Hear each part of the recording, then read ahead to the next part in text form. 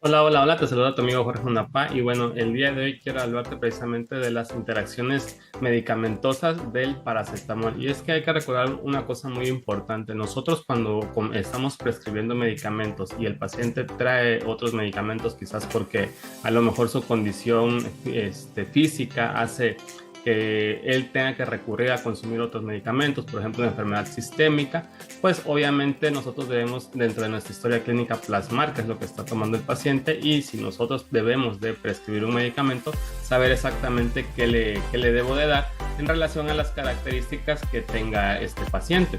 ¿Ok? Entonces, obviamente eso me va a permitir tener mayor efectividad porque hay que recordar que en las interacciones medicamentosas, como bien puedes potenciar el efecto de un medicamento, de ambos medicamentos o se pueden inactivar mutuamente. Entonces, lo que nosotros debemos hacer, pues técnicamente es saber elegir cuál va a ser el medicamento más efectivo en este caso para que nosotros tengamos un mejor éxito a la hora de tratar a los pacientes en la consulta dental. Y entonces, pues el día de hoy quiero platicarte un poco de lo que es las interacciones medicamentosas del paracetamol. Y primero que nada, uno de los medicamentos con el que hace interacción, donde disminuye la depuración de busulfán. Tú si estás tratando a un paciente que en este caso, pues tiene problemas con la leucemia, pues técnicamente, si tú le das el medicamento el paracetamol a este paciente, pues técnicamente el busulfán va a permanecer más tiempo en el cuerpo o en mayor concentración y obviamente eso puede potenciar que haya una reacción adversa al medicamento, ¿ok? En este caso más al busulfán que al paracetamol, ¿ok? Obviamente el cuerpo va a absorber mejor el paracetamol en este caso.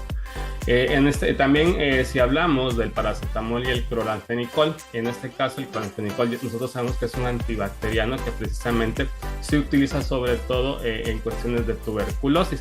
Entonces, bueno, el cloranfenicol, si nosotros consumimos junto con el paracetamol, puede hacer dos cosas, ¿no? Es que también depende un poco de la dosis y debemos conocer qué dosis está manejando el paciente de cloranfenicol. Esto es muy importante que tú cuando le preguntes a un paciente si está consumiendo medicamentos, pues también le preguntes en qué cantidad se lo está dando el médico que se lo está prescribiendo. ¿Por qué? Porque dependiendo de la dosis que tenga, como bien altera los niveles de paracetamol, digamos que en este caso el cloranfenicol, si tú se lo vas a dar a un paciente y el cloranfenicol tiene una cierta cantidad de dosis, como bien puede inactivar el efecto del paracetamol, como también puede potenciar el efecto de esto. Entonces, cuando hablamos de alterar los niveles, puede ser que vaya más arriba o vaya más hacia abajo el efecto que vaya a provocar el medicamento que tú des en este caso.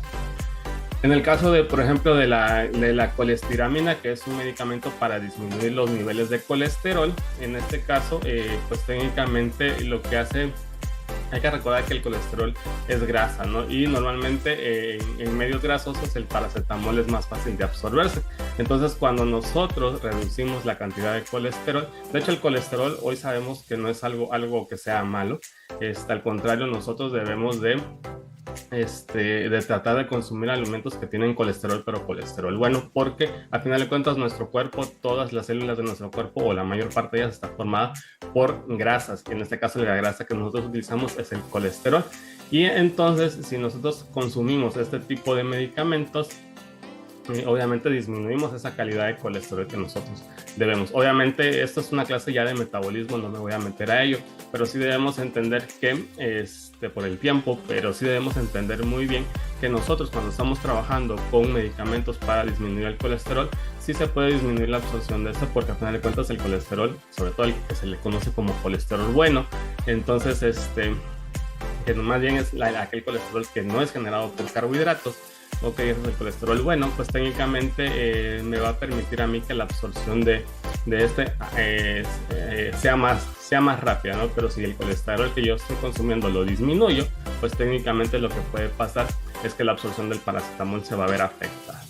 Ok, también si nosotros utilizamos el diclocinal, que es un un fármaco que se utiliza mucho, obviamente en este caso, en personas ya mayores donde hay osteoartritis.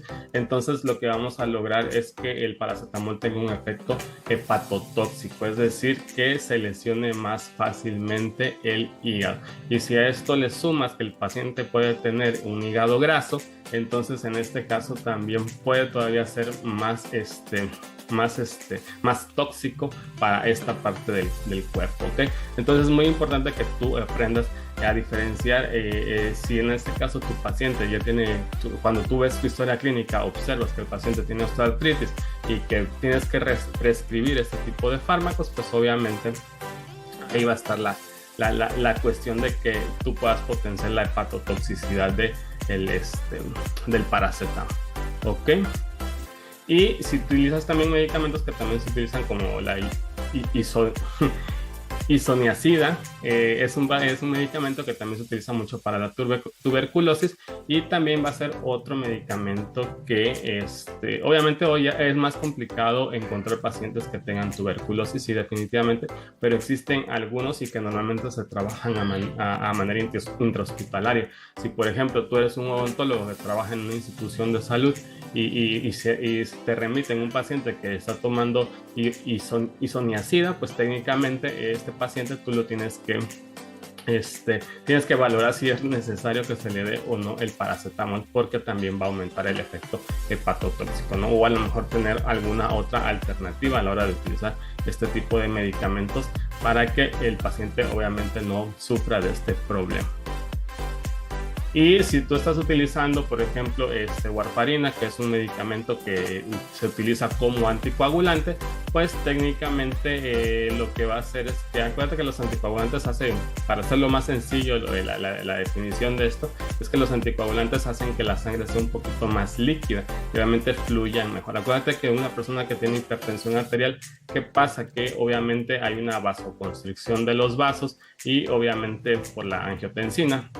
Y obviamente esto va a provocar que se cierren un poco más, y si a esto le sumas que el paciente tiene grasas en las arterias que todavía hacen que la elasticidad de los vasos se vea más complicada, entonces un paciente de este tipo que va a tener hipertensión arterial, pues técnicamente se le da este tipo de medicamentos. ¿Sí? Si tú utilizas el paracetamol, que normalmente la mayor parte de los AINES tienen también un efecto anticoagulante, pues vas precisamente a aumentar el efecto de este tipo de medicamentos, ¿ok? Pero principalmente lo que es el paracetamol y la warfarina pueden potenciarse mutuamente en este efecto. Te digo, si es un AINE normalmente tiende a ser anticoagulante, hay mejores anticoagulantes que el paracetamol definitivamente como AINE, pero si lo utilizas al lado de la warfarina, obviamente puedes tener este efecto, ¿ok? Y si tú lo combinas con la sidobudina, que es un antiviral para VIH, pues técnicamente también va a potenciar el efecto de hepatotoxicidad a la hora que estés trabajando con este tipo de medicamentos, ¿ok? Entonces esos son los fármacos que se utilizan para este tipo de medicamentos, y bueno, nos estaremos viendo en un siguiente video. Que estés muy bien.